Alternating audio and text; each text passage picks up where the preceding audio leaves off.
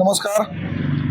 आज खरं तर खालुमरे गावातील इंडस्ट्री एरियामध्ये एक ग्रामपंचायत आणि MIDC या दोन्ही संस्थेची ज्या कंपनीने फसवणूक केली अशा कंपनीच्या गेटच्या समोर आमचे सर्व ग्रामपंचायतचे प्रशासकीय अधिकारी असतील, त्याचबरोबर आमचे ग्रामसेवक असतील, गावातील सर्व ग्रामस्थ असतील यांच्या माध्यमातून खरं तर या ठिकाणी पत्रकार परिषद घेण्याचा निर्णय आम्ही 2 दिवसापूर्वी या ठिकाणी घेतला.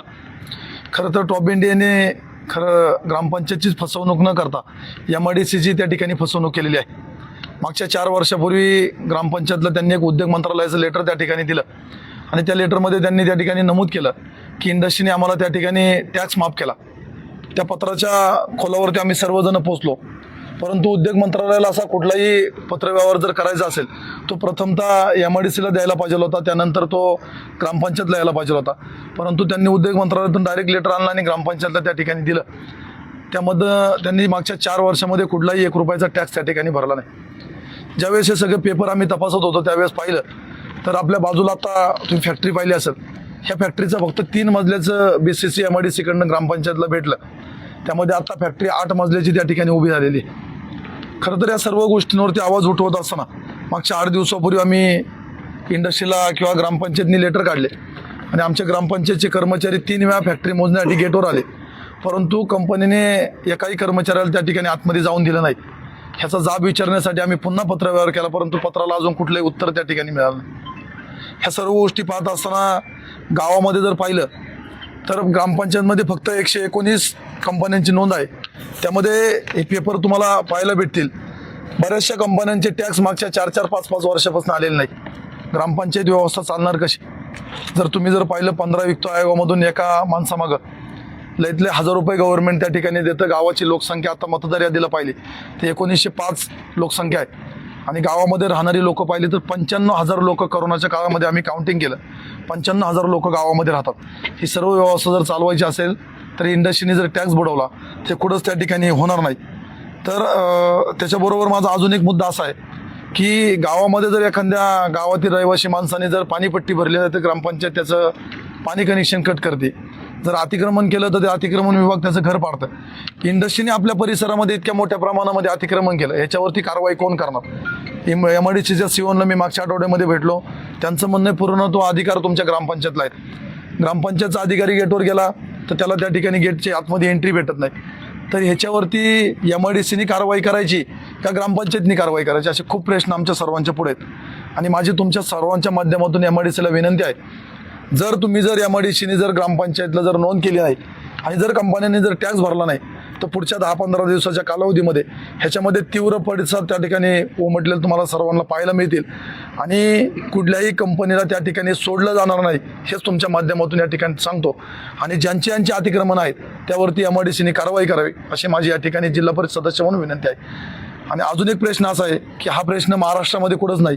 माझ्या जिल्हा परिषद गटामध्ये 1200 फॅक्टरी आहेत. अंदाजे 1200 फॅक्टऱ्यांपैकी फक्त 900 फॅक्टऱ्यांची नोंद आहे.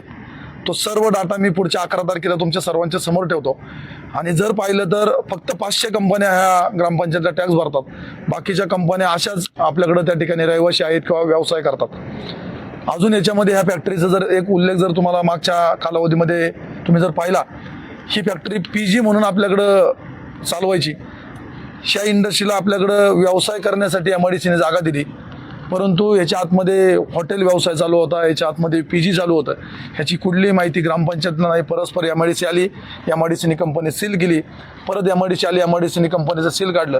आमच्या भाऊसाहेबांना याच्यातली कुठलीच माहिती दिली नाही. उद्या जर या जागेमध्ये जर चुकीच्या काही घटना घडल्या तर शेवट तुम्ही त्या ठिकाणी ग्रामपंचायतला जबाबदार ठरवणार. ह्यामध्ये निश्चित ग्रामसेवक असतील, प्रशासक असतील आणि शासकीय जी लोक गावात काम करतात त्यांना त्या ठिकाणी न्याय मिळावा, त्यांना इंडस्ट्रीमध्ये आल्यानंतर किंमत मिळावी एवढीच माझी विनंती आहे. ग्रामपंचायतीचा किती टॅक्स बुडवलाय? आता त्याची अंदाजे अमाऊंट माझ्याकडे नाही आहे, परंतु जर तुम्ही हे जर पाहिलं तर रेशिओ जर पाहिलं तर 70% कंपन्या टॅक्सच भरत नाहीत, 30% कंपन्या टॅक्स रेग्युलरमध्ये भरतात. आणि हा झाला नोंद असणाऱ्या कंपन्यांचा विषय.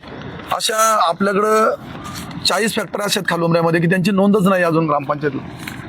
सामान्य लोकांना घराच्या टॅक्ससाठी अनेक सुविधा बंद करतात. इथल्या सुविधा तुम्ही बंद का करत नाही? आता ह्याचे पूर्णत्व अधिकार एमआयडीसीकडे, याला पाणी एमआयडीसी देते, लाईट एमआयडीसी देते. आणि ज्यावेळेस आम्ही एमआयडीसीला मागच्या आठवड्यामध्ये आमदार दिलीप मोहिते पाटील आणि मी भेटलो, त्यावेळेस सीओनी एकदम मस्त उत्तर दिलं की ह्याचे पूर्ण अधिकार ग्रामपंचायतला आहे. आणि तुम्ही आता आमचे कर्मचारी बसलेत, शिवाजी बोत्रे मागच्या आठवड्यामध्ये 3 वेळा ग्रामपंचायतचे कर्मचारी गेटवर येऊन गेले. एकाही कर्मचाऱ्याला गेटच्या आतमध्ये त्या ठिकाणी एमआयडीसीने घेतला नाही किंवा कंपनीने घेतला नाही. तुम्ही हे म्हटलं की पीजी चालवली जाते यामध्ये, त्यावेळेस सील झाली, हे जे प्रकार घडतायत एमआयडीसी हे अजून कुठं घडतायत की इथं?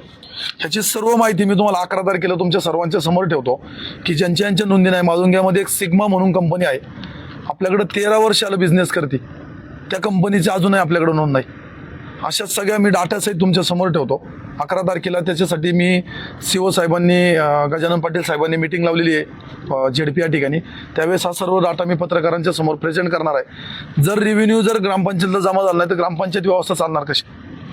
सामान्य लोकांना एवढ्या अटी शर्ती असतात, उद्योगांना का नाही? उद्योगांच्या अटी शर्ती ग्रामपंचायत विचारू शकत नाही, एवढाच मोठा अभाव आहे. का? मग पोलीस प्रशासन असेल किंवा एमआयडीसीने मागच्या काळामध्ये आपल्याकडे तयार केलं की इंडस्ट्रीला त्रास आहे, इंडस्ट्री आपल्याकडनं कमी होती, इंडस्ट्री आपल्याकडे चालून देत नाही लोक. परंतु हे सर्व मांडत असताना स्थानिकांचे प्रश्न असतील किंवा इथल्या टॅक्सचा विषय असेल किंवा आता आमचा तुषार बोत्रे तुमच्या बाजूला बसलेला, माझ्या बाजूला बसलेला आहे, त्याची बाजूला जागा आहे. ह्याच फॅक्टरीने त्यांनी कंप्लेंट केली कंपनीवरती. त्यावेळेस अक्षरशः कंपनीच्या अधिकाऱ्यांनी जरा बाहेर येऊन शिवागाळी केली. नशीब त्यांनी पहिल्यांदा जाऊन पोलीस स्टेशनला कंप्लेंट केली. अन्यथा जर कंपनी मॅनेजमेंटने जर कंप्लेंट केली असती तर त्याच्यावरती पोलिसांनी पहिली कारवाई केली असती.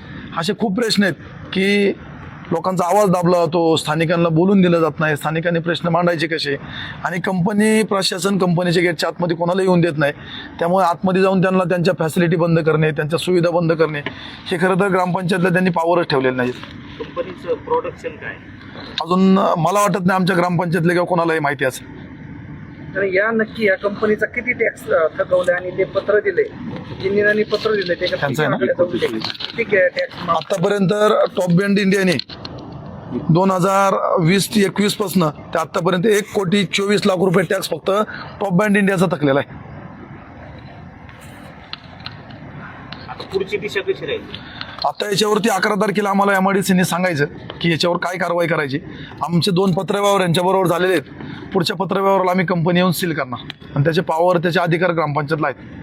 परत पुढचा प्रश्न असा निर्माण होईल की कामगारांचा रोजगार जाणार आहे, हे सगळे प्रश्न परत पुढे येतील. तुम्ही कंपनी सील केली तर मग हे सगळं केस कसं करणार? सर, आता याच्यामध्ये 2 गोष्टी आहेत. एकतर कामगारांचं रोजगार जाणार आहे, परंतु ज्यावेळेस एखाद्या गावामध्ये ही कंपनी येते त्यावेळेस गावच्या भौतिक गरजा ज्या असतात, गावाची शाळा असेल, गावचं पाणी व्यवस्था असेल, गावचा ड्रेनेजचा प्रश्न असेल, कचरा व्यवस्था असेल, ह्या सर्वावरती आम्हाला स्थानिक म्हणून त्या ठिकाणी संघर्ष करावा लागतो.